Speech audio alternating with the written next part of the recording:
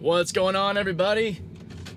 Just finished dropping off an interesting customer, and my cameras were essentially all dead, having been out of state for work and such.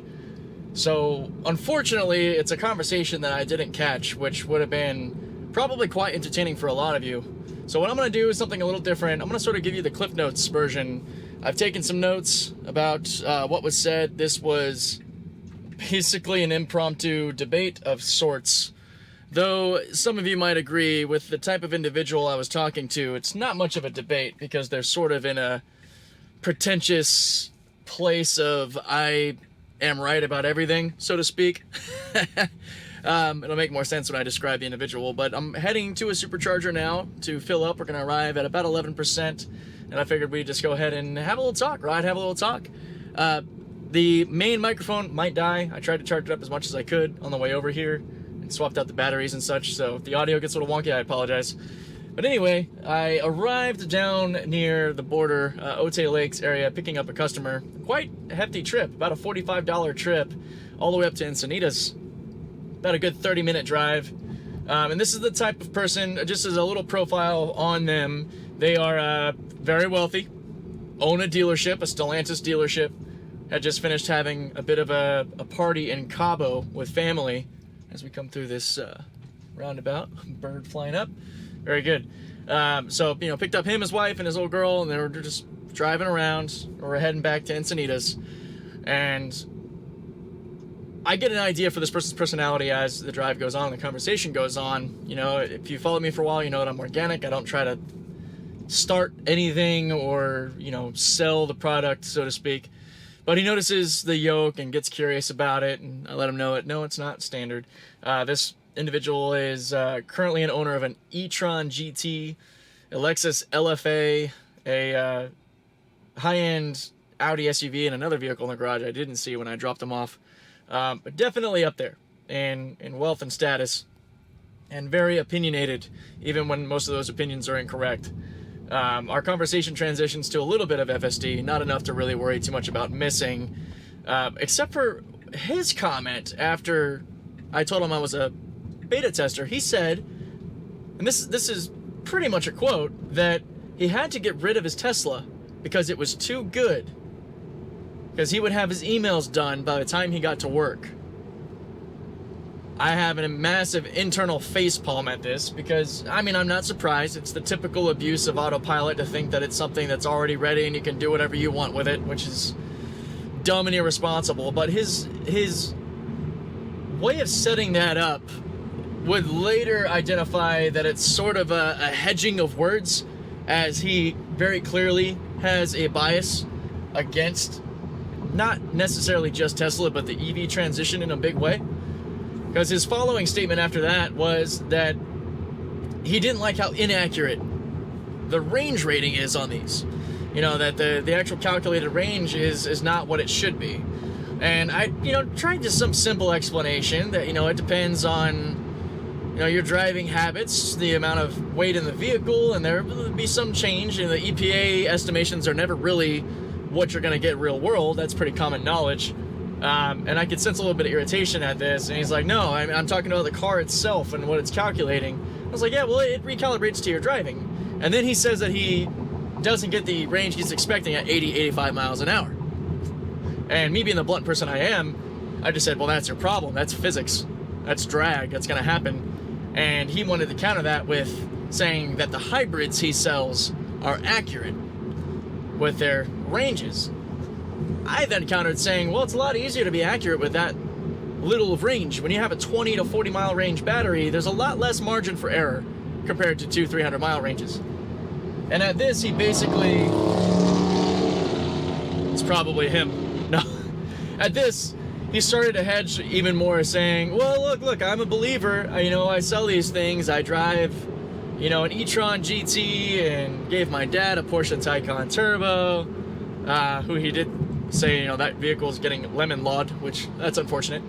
I could kind of get a vibe for how this conversation was going to go, and I didn't really intend to push it any further than it would naturally. After I countered him on the EV points, I added to that just like he loses range expectedly at 80-85 miles an hour, because for those of you who don't know, when you're looking at the cross-sectional surface area of a vehicle and how it is affected against aerodynamic resistance, the amount of resistance is exponential. As you go faster, the resistance from the air around you is squared per velocity. So yeah, the faster you go, the harder you're gonna get hit on your range. And my point in saying that is that I told him I can easily extend my range quite impressively by just going around 115 kilometers an hour, 71 miles an hour, 70, 65 even. You know, I don't have the need to be pedal to the metal all the time. The faster you go, the shorter range you're gonna have. It's physics, guys. That's just how that is. So we move on from this. He didn't really have anything else to say to that, and started mentioning that he doesn't really think that, you know, EVs are gonna happen at mass scale. And of course, I have a little smirk on my face, and I'm just waiting to hear the reasons. He thinks that synthetic fuels will win and that the infrastructure can't handle EVs. Now, there's a bit to unpack here. A lot of people that I talk to that have a problem with mass scale EVs will go to the infrastructure problem. Now, it's important to understand how this works, because he clearly didn't after several times I tried to explain it.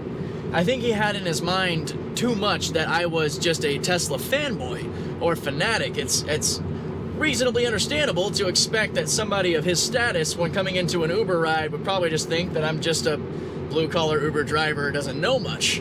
Boy, was he wrong. That aside, his concern with the infrastructure had a few main points, but I want to address it as a whole first. There is no point in reality that makes any sense whatsoever that you would imagine everything is electric now and the infrastructure would collapse. In a hypothetical thought experiment, yes, if everything suddenly went electric and we paid no attention to our electrical infrastructure, it would collapse. It'd be a mess. It would be horrible. No one would be able to charge. Energy costs and manufacturing would implode. But that is not how reality works.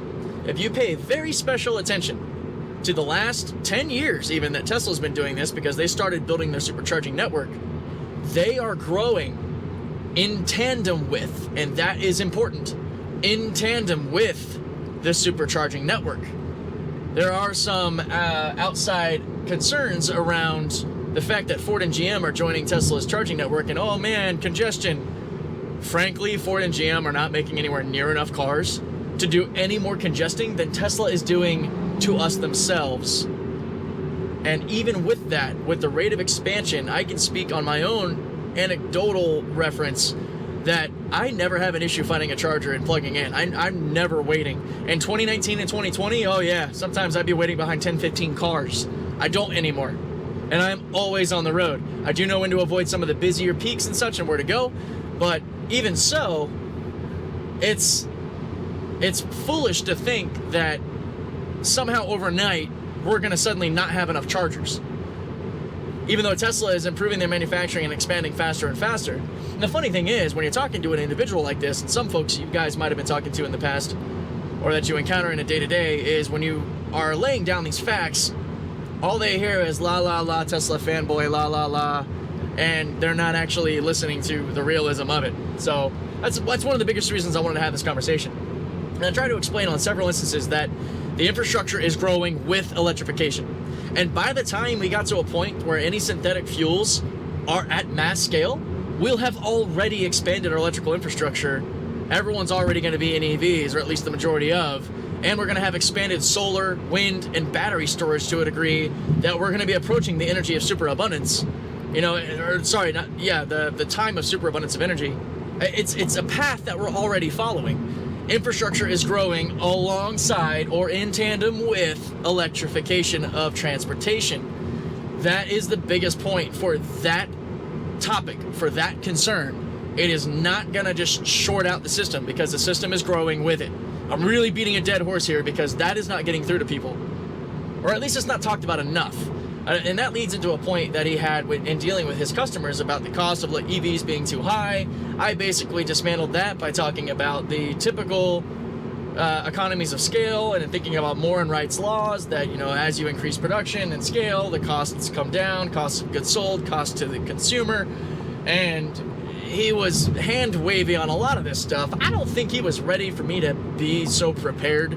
Given how many conversations I have, I am uniquely prepared to have this sort of talk. You know, nothing got too tense or anything. I can have a conversation without being rude. But I was very directly shutting him down when he would have these things. Really wish it was on camera. I'm so sorry, guys. Anyway, back to the conversation, though. He then leads in after that to little tilt of the glasses down. You want to know how expensive it is for me to put a supercharger in my dealership? And I just kind of looked at him like, is that relevant? I'm not going to pretend to know. And he goes, $300,000. I was like, okay, but the consumer doesn't care. The consumer's not going to have to deal with that. The chargers are getting built anyway. And then he tried to quickly lead into, yeah, but what about apartment complexes? They're not going to be able to afford the chargers. I said, well, one, you're not going to have level 3 or DC fast charging at apartment complexes. You're going to have stage 2. And then he quickly cut me off and said, well, yeah, but what if you need the charge and someone's in your spot? And I cheekily said that I would get off my lazy ass and go to a supercharger. And that led him into saying, well, you know, people are not going to get behind that. No one's going to get behind the mentality of going out of their way to charge. And I said, yes, because it's such a difficult task for them to go out of their way to get gasoline. I was like, you got to understand, my wife and I don't have supercharger or charging at home. And he quickly cut me off saying, but yeah, you guys are fanatics. I was like, no, and even if we were, that's irrelevant. The accessibility of the supercharging stations are to the point with which people can just go to them. And he said, he quickly cut off and, you know, was like, babe, would you get an EV if you had to supercharge or charge outside of home? And she said no. She wouldn't want to have to plan her day around charging and get there early. And I highlighted an important point that it's fair if you think of it that way, but that's not how it actually works. And that's a fault of a lack of education around EVs. And before he could cut me there, I said, it is not that difficult to go pull 5 minutes out of your way to fill up just like you would at a gas station, but it costs you far less. It doesn't stink, and you fill up in like 20 minutes, or at least you fill up enough to go home and plug in. It's not something that's going to be a limiting factor or a stop block to the transition. And he doubled down saying people aren't going to get behind it. And I told him that our species will adapt. They always do. Think about phones, the internet, the fact that we went from horses to cars. You know, there's always people that will say, I'll never change, I'm never going to go to this new thing. But they will. And it's won out by capitalism, by competitive innovation, by the market doing its thing. I did caveat saying I don't agree with the government regulating EVs by a certain time. I don't think that's necessary. I think the market will do it on its own. People will come to good, affordable EVs that are less maintenance, safer, high-tech, by choice. I mean, to reference Stephen Mark Ryan with solving the money problem, you'd have to be a total idiot, adult, and imbecile to pick an inferior product just for the sake of it not being electric. And I stand behind that too. I think the market will naturally shift. And I told him that, and he didn't agree. And I picked up my phone. I was like, look at this. We're not on Blackberries or flip phones. I mean, I know some people have, you know, their unique tastes, but it's like the market en masse uses these same touchscreen models. It's like, it will shift. Everyone will shift. They'll get behind it, or they won't be able to drive. Frankly, the market doesn't care about your feelings, and it will shift to the better technology. And if you don't shift with it, that's on you. And he kind of just like sort of shook his head, but he didn't really have anything else to say to that. And I said, I don't think that, you know, again, that the government should force it or that it's going to happen overnight. He thought I meant a 5-year time frame for everything to transition, because when we were talking about superchargers, he said it'll be 25 years before people are, you know, used to charging like we Tesla owners do or any EV owners do. I was like, nah, less than 5. I honestly think it's less than a week. And what I mean by that is, if you get one of these, you live with it for a week, you experience supercharging, your problems go away. Or you're just that salty of a complainer that I really don't care what you think, because at that point you're just bitching to bitch, to be honest. that aside, as we continue the conversation, he kept on hedging a lot of, hey, you know, I sell, you know, thousands of cars. I'm talking to people all the time. Don't shoot the messenger. This is just what I hear from concerns from customers, and I know what people are talking about. And I said, yeah, absolutely, because people don't understand EVs. There's not a lot of good advertising or educational content to show what actually goes on with EV ownership. I said, you sell thousands of cars and talk to a lot of people. I have this conversation every day. I've had this conversation with over 30,000 people. I can play the big numbers game too, my friend. He would just continue to say I'm a believer and sort of shut down. The conversation pretty much died after that, and as he just started to kind of converse with his wife about where they were going to eat and such. And I just carried along, minding my business. I'm not trying to proselytize to the guy about EVs and such. Frankly, regardless of what he thinks or his own personal feelings about Tesla or EVs or whatever the case, the transition is gonna happen and the market is going to shift. These products are getting better and better, less and less expensive, they're safer. He had a lot of things to say about, you know, this condition of buying vehicles in the market between 2020 and 2023. And he didn't seem to like that I brought up the fact that, yeah, COVID and supply chain, chip shortages, and everything else really messed up the auto industry. It's expected. We had a brief conversation about Cybertruck and him wondering if it would live up to the hype. Yeah, that's fair. I'm wondering too. I'm excited to see it performing and getting out on the roads this year. I was excited to see the camo truck that was spotted in Palo Alto, which I personally liked. I don't know if it was because it was polygons on top of polygons. I'll be curious to know what you guys think of that picture that floated around. He did lead into saying that he's also a shareholder in Redwood Materials, which is interesting. So it's like there's a weird dichotomy to this guy, that he's the typical know-it-all dealership guy that sells all the cars and thinks he knows the market better than everybody around him. At least it's the vibe that I got. And then he's also an investor in Redwood, though he did admit short term. So I would more accurately label that as gambling. That's another aside.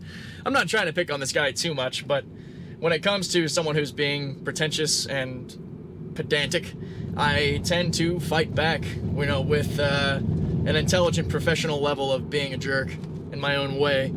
Not by, you know, directly insulting or anything, but showing you, like, hey, if you want to have this conversation, I can take this conversation a few steps higher. But it was nice to at least have that little brief moment about Redwood Materials, because it allowed us to talk about the fact that, you know, JB Straubel has been talking for a long time that batteries need to be scaled up in a large way to meet demand. You know, GM thinking they're going to have 30 different EVs out by 2025 and passing Tesla is completely delusional when you realize the fact that we are not making enough batteries because we are not sourcing enough materials at the actual fundamental level, like with what Tesla's trying to do with the new lithium factory and everything. And we have to scale that up. But I also brought that back to the conversation about charging infrastructure and energy and saying that it's all growing in tandem. It's all coming together. Will it be hard? Yes.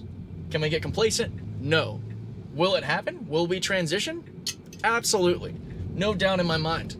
But been yammering on for a long time. This is probably a lot longer than it needed to be. I hope you guys did enjoy it. Let me know what you think down below if you think I got anything wrong. And, you know, that whole time, you know, we were in FSD cruising to the supercharger. I cut through some of my stuttering and such to try to make this as concise as possible. So, yeah, you know, there's edits in the videos. Frankly, I don't care if anybody thinks I'm faking how good these trips are, because I post them all the time. So, whatever. There's plenty of raw footage videos going up on Twitter and going up on YouTube as well, since there seems to be demand for that there. But let me know what you think. I am sorry, again, that I didn't have the conversation on camera. I'd love to capture those conversations, because you get the real organic exchange back and forth between me and the individual, rather than just, admittedly, my side explaining things. You know, I can understand where he's coming from his mentality, from his position, from his status, from what he does. I get it. It doesn't change the fact that he was wrong on every metric, aside from us agreeing that it shouldn't be forced by government regulation. But anyway, I'm still ranting. I apologize. I'm going to try to get a lot more content flowing a lot faster. It's been tough with being out of town. I was in Arizona and Vegas again, servicing about 8 to 10 vehicles. So thank you guys for being patient and for sticking with me, and looking forward to my videos. I got a RoboTaxi report coming out this week, as we're going to start seeing assertive mode in action, having gone through average, and still only one failure. Thanks so much for the view, everybody. I'm gonna go get this thing charged up and get back to it. Take care.